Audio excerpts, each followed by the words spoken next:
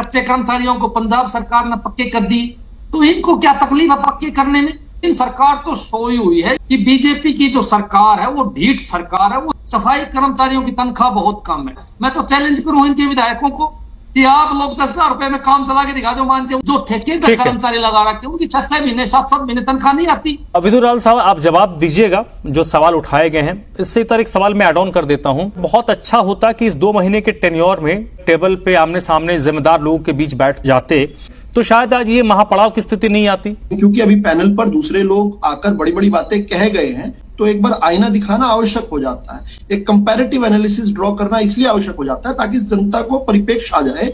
जब 2014 में हम सत्ता में आए थे, तब ग्रामीण कर्मचारी की तनख्वाह जो थी वो 6500 रुपए थी, और जो नगर पालिका, नगर निगम और नगर परिषदों की थी, उन कर्मचारियों की जो तनख्वाह थी 8100 रुपए। मुख्यमंत्री जी के सामने मांग रखी कर्मचारी भाइयों ने, तो 6500 से सीधा बढ़ाकर 8100 कर दी 2016 में ग्रामीण सफाई कर्मचारियों, और नगर पालिका की सीधा 8100 से बढ़ाकर 10,000 कर दी।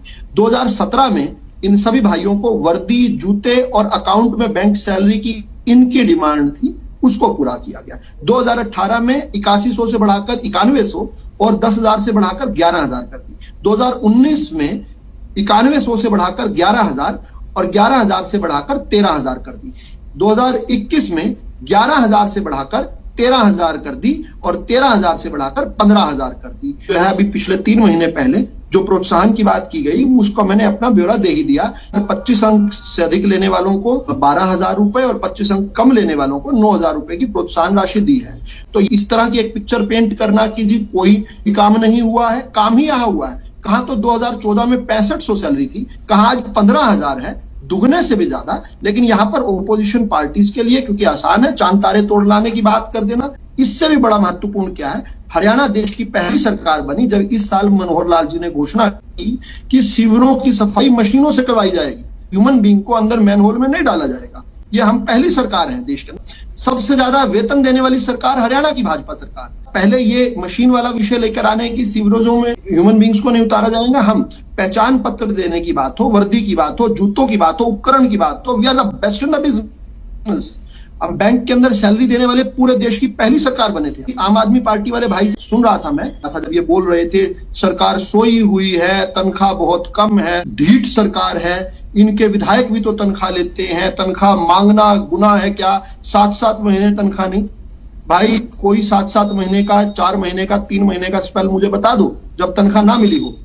लेकिन उन्होंने यानी दिल्ली के अंदर आम आदमी पार्टी की सरकार, दिल्ली को रोल मॉडल बनाते ना ये, सफाई कर्मचारियों को वहां पर इतना बड़ा आंदोलन खड़ा करना पड़ा कि लोगों के घरों के बाहर कूड़ा डाला, इस प्रकार का प्रदर्शन करना पड़ा 13 महीने पुराना वेतन लेने के लिए, फिर भी वेतन नहीं दिया। सुप्रीम कोर्ट ने ऑर्डर किया कि हम आपका बजट जो आपके एडवर्टीजमेंट में खर्च होता है, और अभी तो पीछे एक जजमेंट भी आई है कि 1100 करोड़ रुपए दिल्ली सरकार 3 साल में एडवर्टीजमेंट पर खर्च कर चुकी है, लेकिन कर्मचारियों को देने के लिए 300 करोड़ नहीं था। सभी कर्मचारी, सफाई कर्मचारियों को तो 25-30 होगा।